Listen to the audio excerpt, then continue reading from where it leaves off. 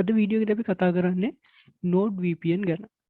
එතකොට මේ සාමාන්‍ය Node VPN කියන VPN එක ගොඩක් ප්‍රසිද්ධ VPN එකක් සාමාන්‍ය VPN community එක අතරේ විශේෂයෙන්ම cyber security field එකේදී. එතකොට අපි බලමු ඇයි මේ Node VPN වගේ VPN එකක් මෙච්චර ප්‍රසිද්ධ වෙන්න හේතු මොනවාද? අපි මේක ගැන පොඩ්ඩක් හොයලා බලමු.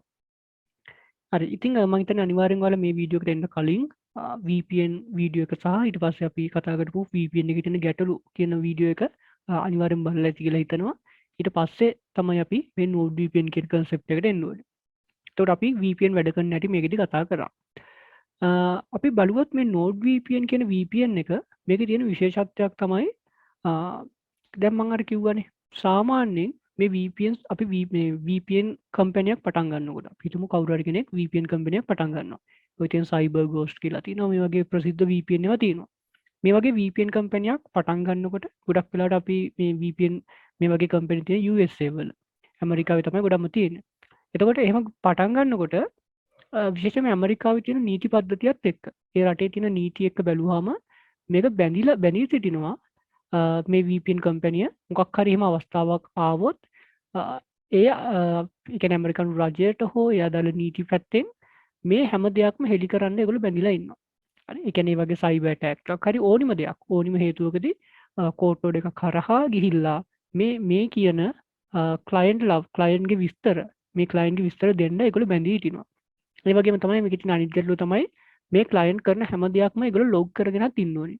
කියන්නේ මේ ක්ලයන්ට් විසින් කරන දේවල් මොනවද ආයෙන රික්වෙස්ට් එයා ඩවුන්ලෝඩ් කරන්නේ මොනවද මේ හැමදේම මේ VPN සර්වර් එක දන්නවා. ඒතකොට සාමාන්‍යයෙන් ඇමරිකාවේ තියෙන නීති එක බැලුවාම මේ හැම දෙයක්ම සේව් කරගෙන ඉන්න ඕනේ. අනිවාර්යෙන් ලොග් තියාගන්න ඕනේ මේවා ගැන.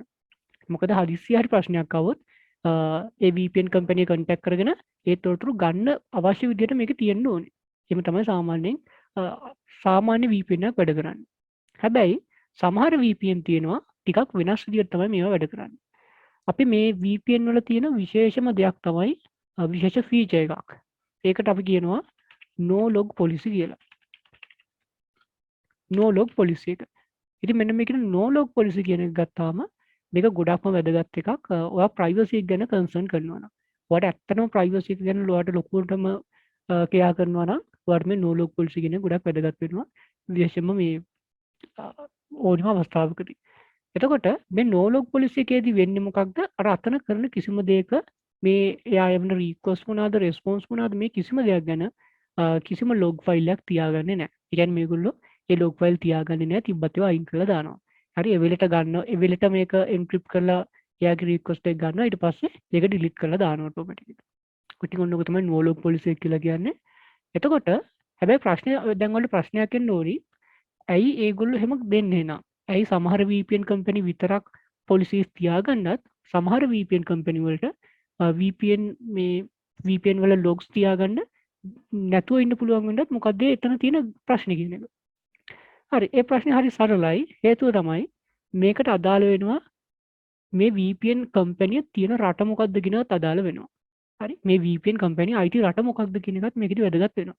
සාමාන්‍යයෙන් USA වගේ රටක USA UK වගේ රටක් ගත්තොත් විශේෂම USA වල දන්න කොහොමද IT ෆීල්ඩ් එකේ මේ ගොඩාක් software වගේ දේවල් මේ රන් කරන්නේ USA වලින්. ඒතකොට මේ USA government එකේ තියෙන නීති පද්ධතිය අනුව බැලුවාම අනිවාර්යෙන් logs තියාගන්නම ඕනි. ඒක නීතියක්. logs නැතුව කිසිම VPN කම්පැනි එකකට ඒ රටේ තියෙන්න බෑ.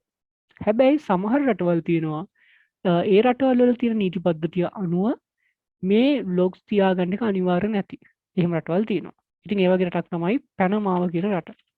පැනමා කියන රට ඒ වගේ ලිහිල් නීති පද්ධතියක් තමයි ඒකෙදි තියෙන්නේ. දැන් ඇමරිකාවේ නීති පද්ධතිය සයිබර් සිකියුරිටි පැත්තේ ගොඩක්ම වැඩි. හැබැයි මේ පැනමා කියන රටේ ගත්තාම මෙන්න මේ රටේ මෙන්න මේ කියන no log policy එක පාවිච්චි කරන්න පුළුවන් ඕනි VPN කම්පැනි එකට. ඒ කියන්නේ ඕනිම කෙනෙක්ට නිදහසේ VPN කම්පැනියක් ඒ රටේ මේ පටන් ගන්න පුළුවන් සහ ඒකට ඒ රටේ රජය හෝ නීතිය බලපෑම් කරන්නේ නැහැ log file තියා ගැනීම අනිවාර්ය කරන්න. ඒක අනිවාර්ය කියලා නීතියක් නැහැ. ඉතින් අන්න ඒක තමයි මේ පැනමා කියන රටේ තියෙන විශේෂත්වය මේ ෆීල්ඩ් එකේදී. anonymity කියන පැත්ත ගත්තාම. ඉතින් අන්න ඒ જાතිය VPN එකක් තමයි අර අපි කිව්ව Node VPN එක. ඉතින් මේ වගේ VPN තව ගොඩක් ඒවා තියෙනවා. දැන් ප්‍රසිද්ධම VPN එක තමයි මේ පැනමා සර්වර්ස් වල තියෙන ආරක්ෂාව අපේ privacy එක ආරක්ෂා කරගන්න තියෙන Node VPN කියන VPN එක. මීට අමතරව තව තියෙනවා එක්ස්ප්‍රස් VPN කියලාත් හොඳ මට්ටමේ VPN එකක්. මේකත් එහෙමයි. එක්ස්ප්‍රස් VPN එකත් මේ නෝලොග් පොලිසි කියන එක අනුගමනය කරනවා. ඒ වගේම මේ දෙකම මෙන්න මේ පැනමාව කියන රටේ තමයි මෙයාලගේ හෙඩ්ක්වෝටර්ස් තියෙන්නේ. එතකොට මේ රටේ නීතිය අනුව කිසිම ගැටලුවක් නැහැ මේ පොලිස් තියාගන්න එකේ ගැටලුවක් නැහැ කියලා. ඉතින් ඕක තමයි නෝඩ් VPN එකේ තියෙන විශේෂත්වය. දැන් අනිත් VPN තරඟ කරන්නේ සාමාන්‍යයෙන් ස්පීඩ් එක වැඩි VPNs තියෙනවා. ඔය සයිබර් ගෝස්ට් වගේ දේවල්. ඊළඟට ලොකේෂන් වැඩි. ඊළඟට සර්වර්ස් වැඩි.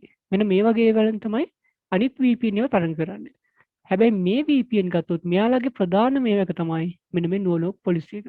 ඉතින් සාමාන්‍යයෙන් ප්‍රයිසින් වගේ දේවල් බැලුවාම සාමාන්‍ය මට්ටමක බැලුවම ප්‍රයිසින් වල පොඩි වැඩි වීමක් තියෙනවා මේ වැය විශේෂයෙන්ම නෝඩ් VPN වගේ වැයදී.